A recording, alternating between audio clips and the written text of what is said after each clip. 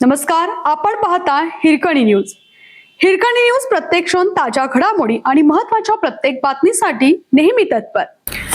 कोल्हापुरात भर रस्त्यावर मोठा अपघात. ट्रॅक्टर ट्रॉली उलटून मुख्य जलवाहिनी फुटली. लाखो लिटर पाणी वाया. कोल्हापूर शहराच्या मध्यवर्ती भागातील जुना बुधवार पेठेतील तोरसकर चौक येथे आज पहाटे भीषण अपघाताची घटना घडली. उसाने भरलेली ट्रॅक्टर ट्रॉली अचानक चालकाचे नियंत्रण सुटल्याने उलटली. या अपघातात रस्त्यालगत असलेली मुख्य पाणी पुरवठ्याची जलवाहिनी फुटली असून लाखो लिटर पाणी वाया गेलं आहे.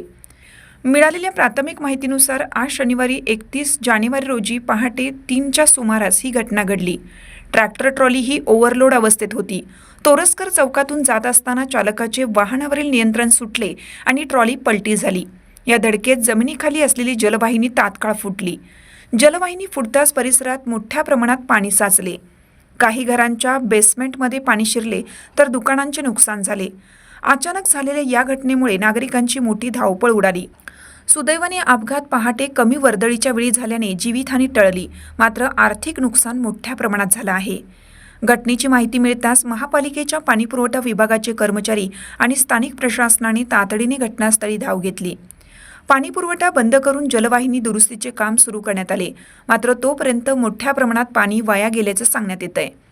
या घटनेनंतर स्थानिक नागरिकांनी शहराच्या मध्यभागातून सुरू असलेल्या अवजड वाहनांच्या बेफाम वाहतुकीवर तीव्र नाराजी व्यक्त केली.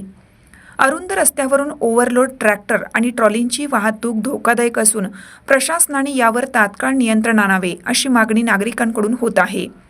दरम्यान कोल्हापूर प्रशासनाने या अपघाताची नोंद घेतली असून भविष्यात अशा घटना टाळण्यासाठी अवजड वाहनांच्या वाहतुकीवर कडक निर्बंध लावण्याचे संकेत दिले आहेत.